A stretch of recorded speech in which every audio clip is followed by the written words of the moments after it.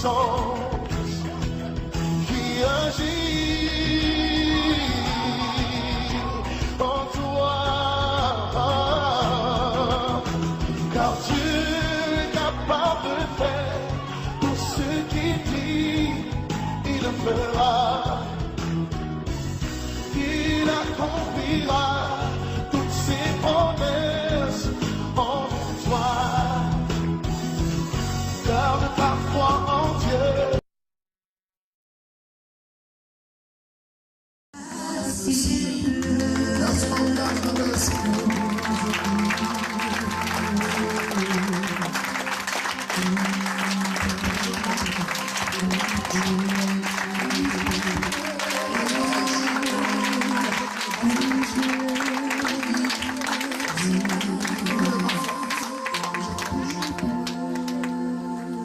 Alléluia. Vous savez, il y a eu une seule personne qui a sauvé plusieurs tribus. Il s'appelait Joseph. Lui seul a été le canal, l'éclaireur pour plusieurs tribus, plus grande famille a été sauvée à cause de lui seul. C'est vrai que Dieu avait commencé à ouvrir ses yeux pour lui dire, voilà où il devait arriver. Il est seul. Et lui seul a été l'instrument que Dieu a choisi pour permettre à Israël de ne pas mourir de la famine, mais d'arriver en Égypte mieux. Lui seul a été celui que Dieu a positionné pour que Israël soit éclairé et que le projet du Seigneur pour l'humanité s'accomplisse. Ce matin, je vais parler à une seule personne. Je sens dans mon esprit que Dieu m'amène à parler à une seule personne qui doit quitter la position d'esclavage et remonter vers la royauté. Parce qu'à cause de lui seul, Dieu veut l'utiliser pour aider des milliers de personnes. Oh, je ne sais pas qui c'est, mais Dieu me dit qu'il y a quelqu'un à qui ce message adresse particulièrement. Alors dispose ton cœur, je ne sais pas qui c'est, mais Dieu veut te repositionner de manière extraordinaire. De Apocalypse, chapitre 4.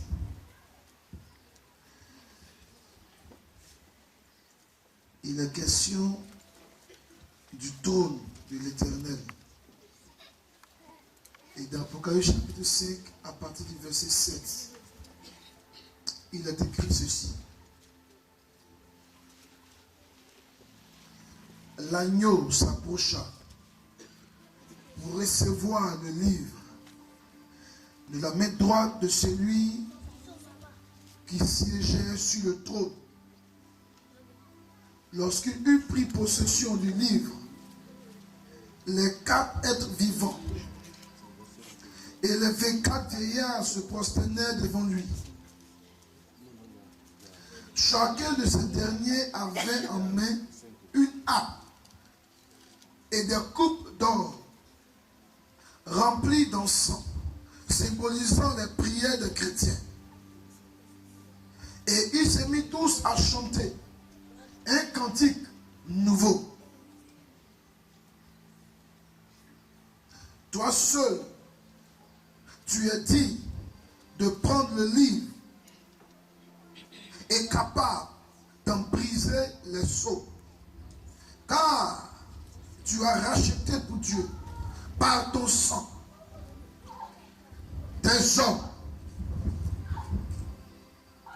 de toute race, de toute langue, de tout peuple et de toute nation. Tu as fait d'eux des rois et des prêtres pour qu'ils servent notre Dieu et qu'un jour ils président aux destinées de la terre. Amen. Alléluia. Gloire à Dieu.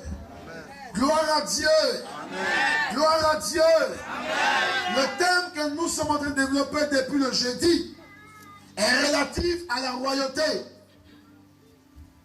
Amen. Amen. Amen. Amen. Ce thème est relatif à la royauté. Et nous avons dit que selon Dieu et selon sa parole, tout est condensé d'abord dans Genèse chapitre 1 et Genèse chapitre 2, tous les projets de Dieu sont résumés dans ces deux chapitres. Tout son plan parfait est résumé dans ces deux chapitres.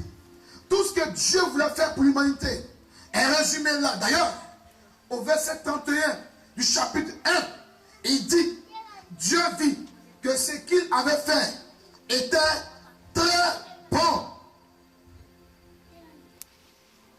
Donc Dieu avait fini son travail. C'est là que Dieu a établi tous les principes qui régissent l'humanité. C'est là que Dieu va instituer tout ce que l'homme a besoin pour vivre sur la terre des hommes. Le travail, le mariage, la sémence, la récolte et tout ce qui régit la vie de l'humanité se résume dans ces deux chapitres. Et nous avons dit que Dieu avait en son esprit, au verset 26 du chapitre 1, fait l'homme à son image, à sa ressemblance.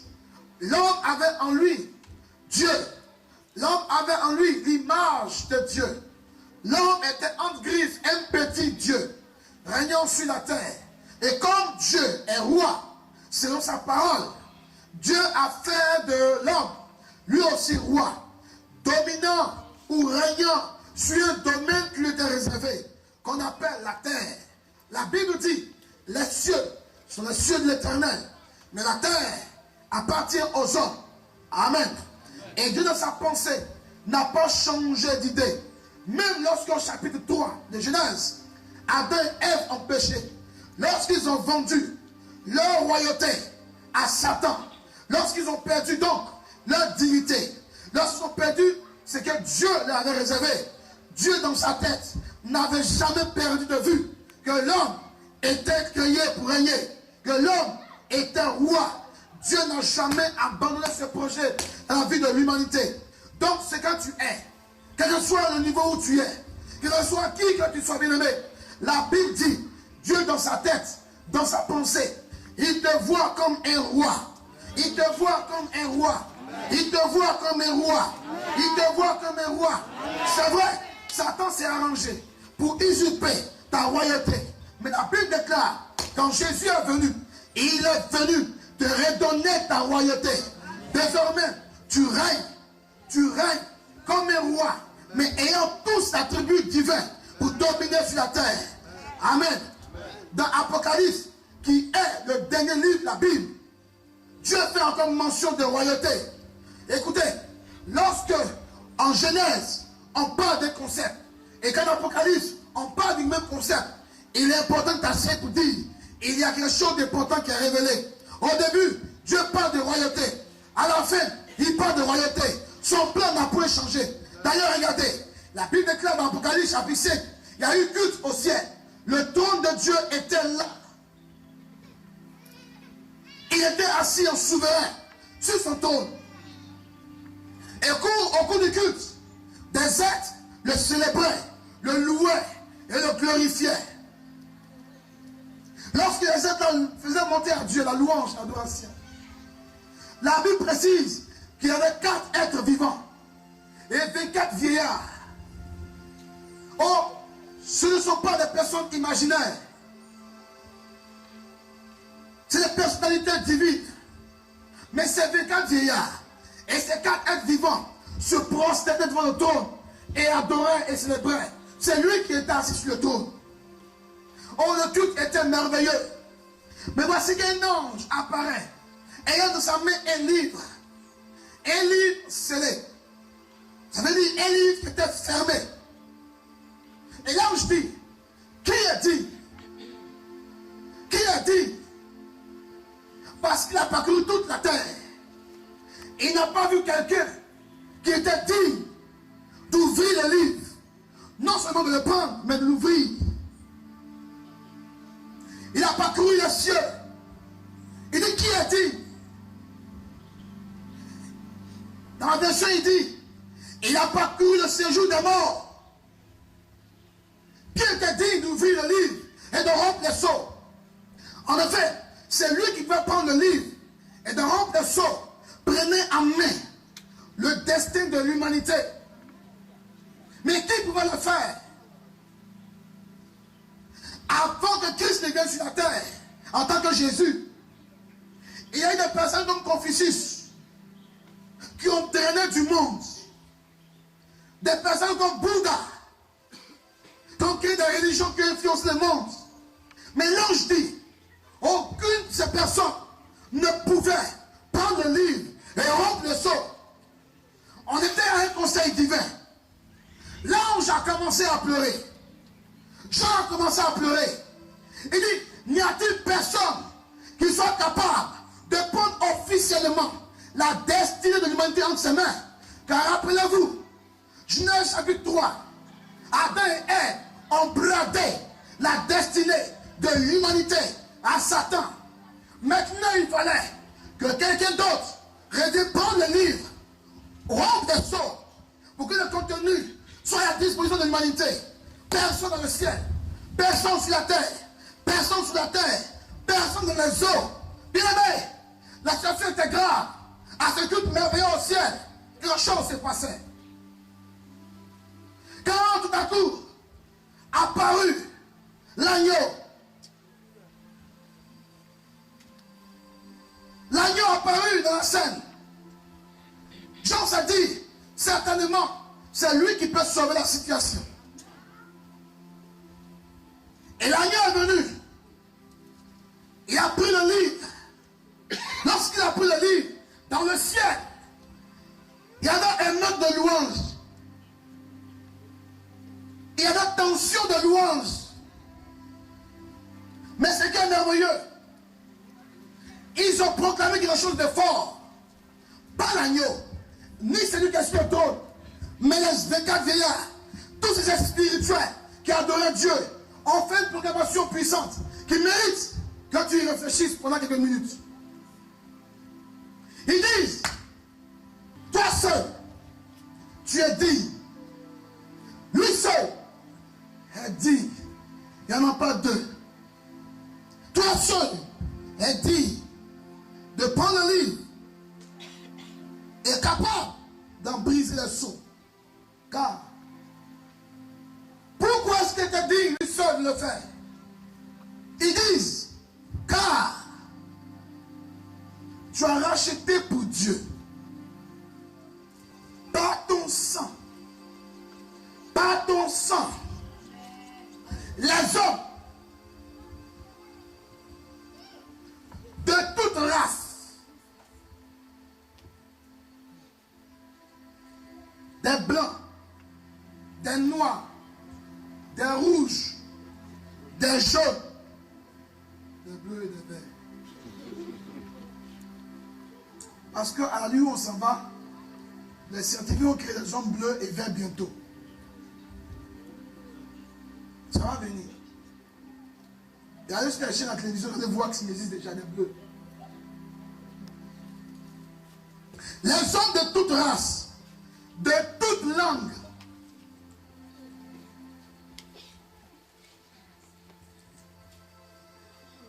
de tout peuple et de toute nation. Il n'y a pas de restriction dans le sacrifice que l'agneau a fait. Ils ont précisé toute langue, race, peuple. On peut même dire de toute ethnie. Seuls, tu les as sauvés par ton sang. Mais le verset 10 mérite que tu réfléchisses. Il dit, tu as fait d'eux des princes et des chefs de village.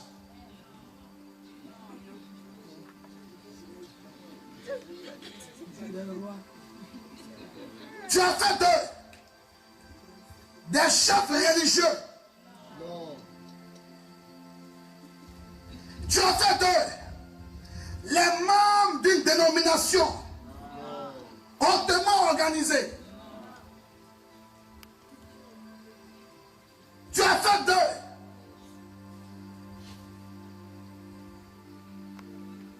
des baptisés, des confirmés, de parler en langue.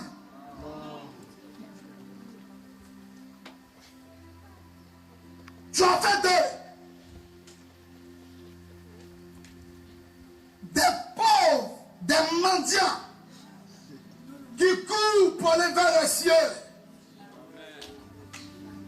Alléluia. Tu as fait les rienneux de la société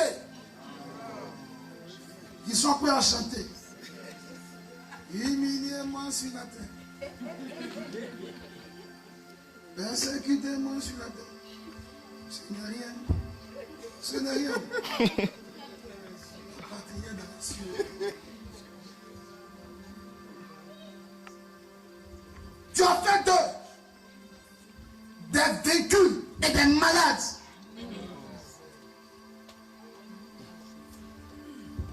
Ces gestes spirituels, célébrer l'agneau.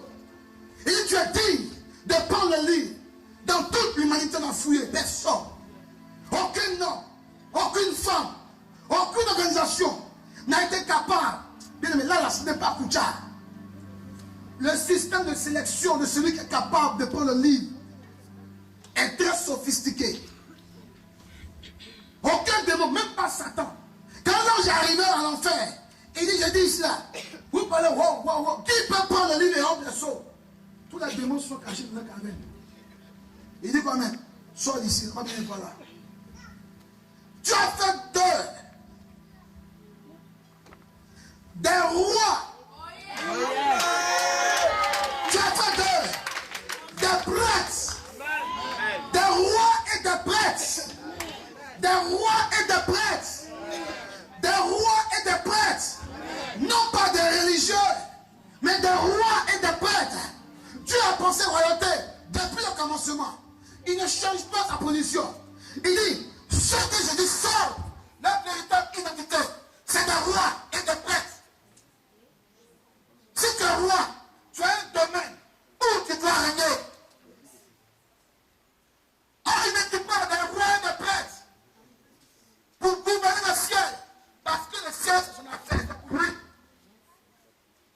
Il dit, tu as fait des rois et des prêtres pour qui faire notre Dieu. Et qu'un jour, il préside aux destinées de la terre.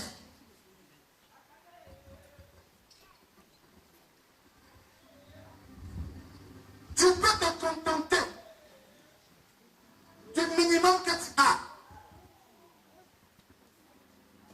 Tu peux te contenter de ce que tu as déjà fait. Alors tu peux te dire, de toute façon, quand je me compare à X, je suis devant quand même. Regardez, il y a un assistant au village, toujours dans sa salariée. Il prend la crème. Dans le village, c'est le seul cadre qu'on respecte.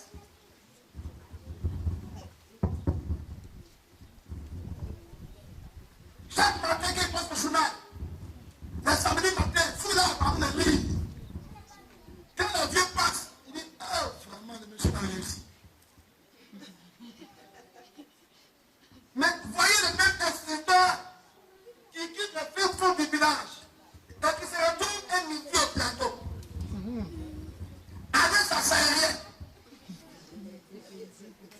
Son journal en main. Voir là. Marchand.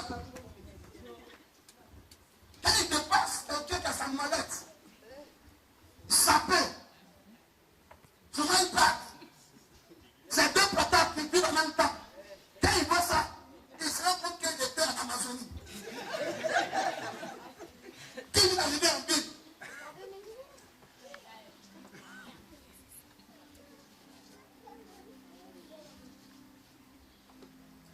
Quand un Burkinabé,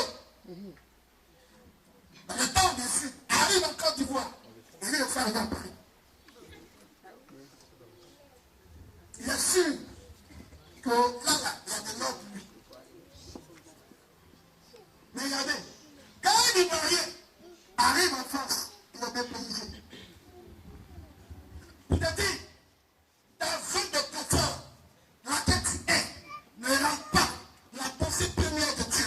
Dieu dit, tu es un roi, tu as un domaine, tu dois marquer ton territoire et que toutes les nations disent, voici quelqu'un que Dieu a établi, voici quelqu'un pour qui Christ est mort, pas en vain, mais qui a découvert qui il est et qui déploie sa force au-delà ses limites parce qu'il gouverne en tant que roi. Et le ciel dit, voilà, parce qu'il a une promesse qui n'a pas gardé le sacrifice de Jésus. Il ne prend pas ta position. Ma dénomination n'est plus organisée. Depuis que le monde est mort, nous sommes là. Et nous sommes les meilleurs. Dans mon église, est-ce que tu peux? Quitte dans ce débat, frère. Tu es qui dans ce débat? La Bible déclare, les anges, les vivants vivants, les quatre êtres vivants, ont célébré Dieu pour l'agneau. Parce qu'il a fait de toi et de moi des rois.